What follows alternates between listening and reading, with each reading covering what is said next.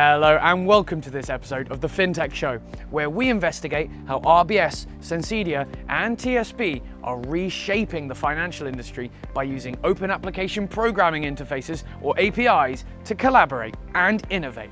Coming up, we speak with Jamie Broadbent, Head of Digital and Innovation at RBS International, Paul Navarro, the Digital Director at TSB, and Stephen Walsh, the Director of EMEA at Sensedia. Now, one of the biggest changes in the financial industry over the last couple of years has obviously been open banking. Can you tell us, what does open banking mean for RBS International and RBS as a whole going forward into the future? Yeah, so open banking really is a game changer for the financial services industry. For the longest time, customers have felt almost prisoner to their banks because of this perceived difficulty of moving and being able to port financial data. What open banking does is it embraces the fact that we now have technology and APIs that enables people to port data quite easily and build some regulation around that. So the theory is that it's going to drive greater consumer choice and hopefully more competition in the marketplace. So what about fintechs? How do they benefit from the regulation and how can RBS effectively leverage this to improve your offering? So one of the toughest things that I guess new to market entrants have is not having access to a lot of customers. And historically, they wouldn't have had big marketing budgets to go and kind of drive that. Open banking gives people an opportunity now to access customer data quite readily as long as the customer consents to it. And so it arguably levels the playing field a little bit to allow more participants into the marketplace. That's a good thing though for our bank because what it's doing is it's driving increased innovation within that marketplace, which is something that everybody benefits from. So ultimately, do you think open banking will reshape the way that customers really interact with their bank? That's the hope. I think right now it's still early days, and even though open banking regulation is there and in place, it probably isn't driving the level of competitive activity that it ultimately will. That's because it's new territory for customers in particular. As people become more conversant with the new to market entrants and more comfortable importing that data, the hope is that we'll see increased competition and more movement. And how does your role really look at open banking? When it comes to innovation, what does it really give you going into RBS International and that kind of effective free canvas to innovate into the future? So what it really gives us is an opportunity to deliver new and exciting customer propositions. So historically, the bank had a very siloed approach to its data. We saw what we saw, and we would use the data that we had access to deliver a service offering for those customers. Open banking allows us now to start and port in different aspects of data from all angles of a customer's life.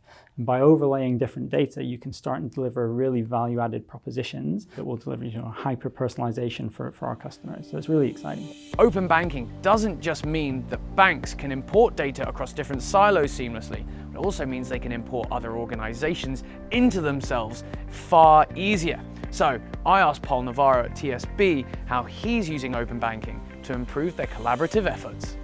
Well, I think that in the last few years we have seen a lot of new players getting into the market, and especially players that are really doing one thing very differential. No? It could be around payments, it could be around lending or specific products and services.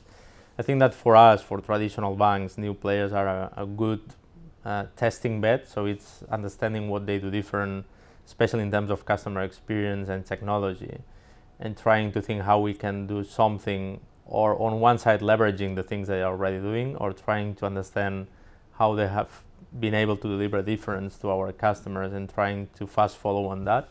So for us, it's a good learning curve in terms of understanding new ways of providing banking services. No? But I think that clearly in UK we have seen a lot of innovation from people that is using technology to transform existing products and services, and for us it's a way to learn and to fast follow and potentially also to leverage on those startups to deliver also new solutions to the market. No? What is the relationship like with TSB and these startups? How do you get involved with them? How do you make sure they're the right fit and carry them up through the whole digital fabric of TSB? Yeah. I mean, we do different things. So, I mean, on top of TSB, we have InnoSales, that is the group innovation team that is also actively scouting and investing in the fintech ecosystem. So one of the things we do is invest in existing startups to make sure that in the future we can leverage those solutions. So for example, we invested in BAT here in UK as one of the startups that is using open banking to transform customer experience. So that would be one of the things we do. The second thing we do is look at potential partnerships with TSB. So again, the example of a Square about using an existing product to leverage on the TSB brand and offer something better for our customers. And then the third one is we try to understand also how they work and how they deliver compelling difference to the market. So for example, we try to learn from them how they design in a more customer-centric way, and we try to learn also about the technologies that they are using to provide those solutions to customers. So I think that we do a little bit of everything. So it's investing, partnering, but also learning of new ways of working and how these startups are really transforming the customer experience to leverage also that into the TSB organization. When it comes to finally adopting open banking and integrating these open APIs, what have been some of the challenges facing institutions? I think the biggest challenge that we've seen is banks thinking they've done it.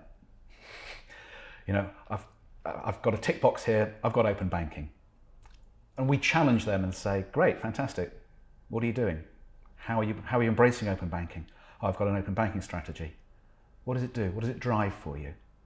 And what we're finding is this is where the bank's strategy really needs to be questioned. Why are you doing this?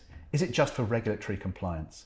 Which is fine, but what happens if you stretch those boundaries a bit? What happens if you do a bit more? What happens if you embrace more change? What can you do? What can you do to acquire new customers? What can you do to reduce churn? What can you do to leverage new products into your existing customers? So for me, the real crux of this is business.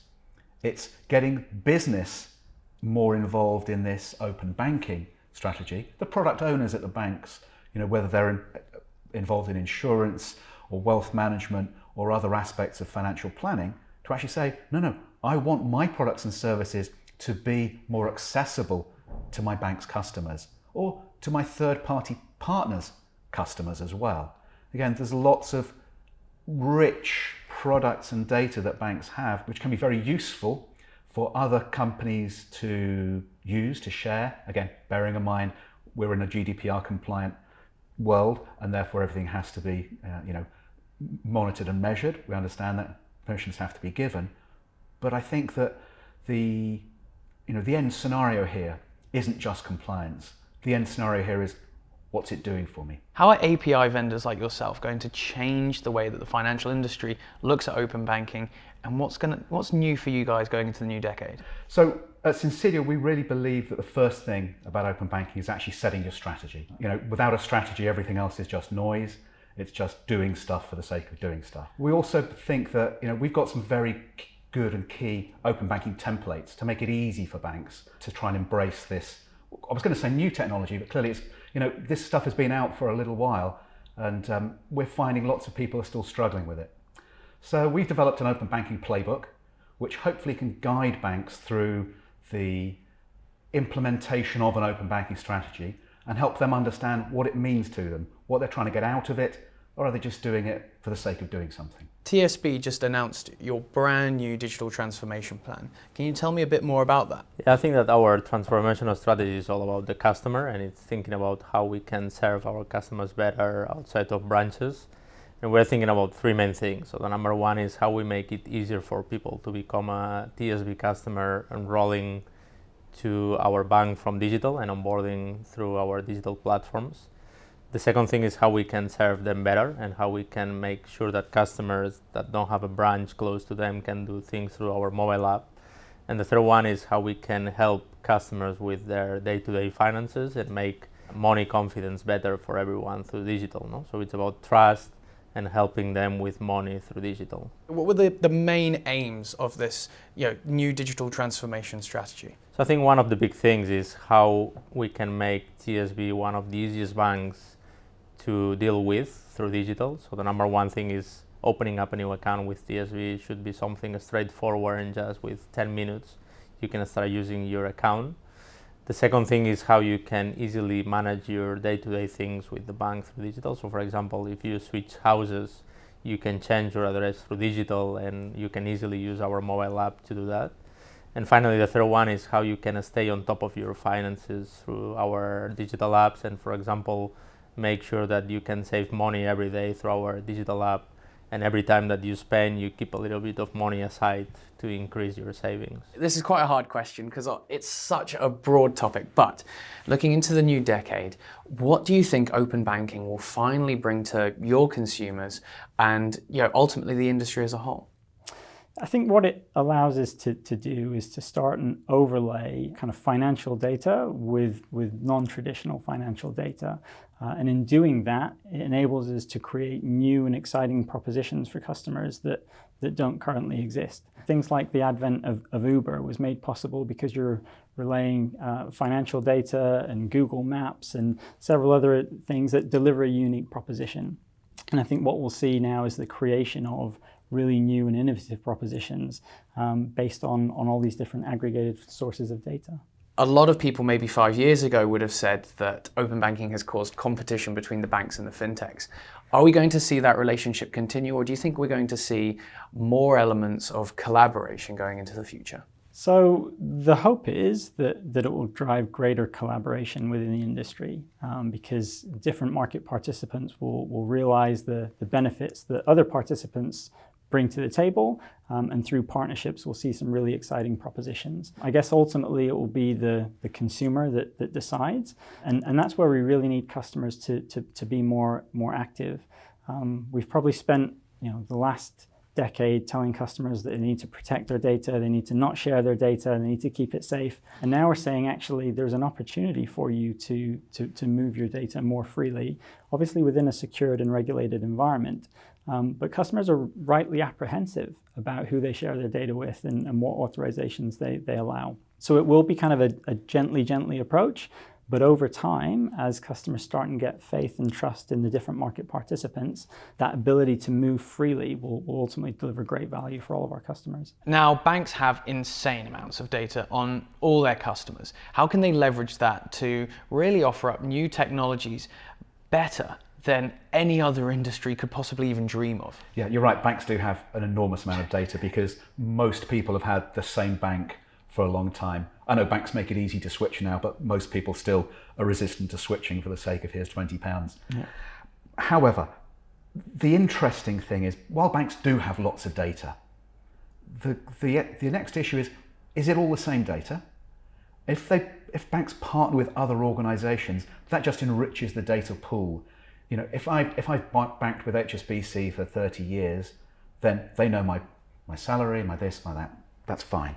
But they don't know about the insurance purchases I make. They don't know about any third-party loans I take out. They don't know about any other types of financial instruments that I've bought elsewhere. So if you imagine now in an open banking world where that data, as long as it's authorized clearly by the customer, is shared amongst different vendors, then the richness of that data, the ability of a bank to say, here's a really targeted approach to this type of customer, almost like an A/B testing, if you will, in marketing, to say, does this work? Is offering this type of customer this product worthwhile? Using this new technology, it's much quicker for banks to actually make that offer. Again, traditionally, before we had open banking, it was much more I'm going to send out a mail shot. It's going to come in the post. Here's a new offer. Yeah, exactly. It's like, I don't think the new generation of bank customers are really interested in something coming through the post. But if we look further forward, if you will, and say, wow, look, here's a new opportunity to say to a customer, I just noticed you've made an insurance payment. Have you thought about this or that or the other? Or I've noticed in your banking that you may not have life insurance. You're now a certain age. This may trigger something. Can we do a financial review? The whole area of offering different but more personalized services, I think, opens up there as well.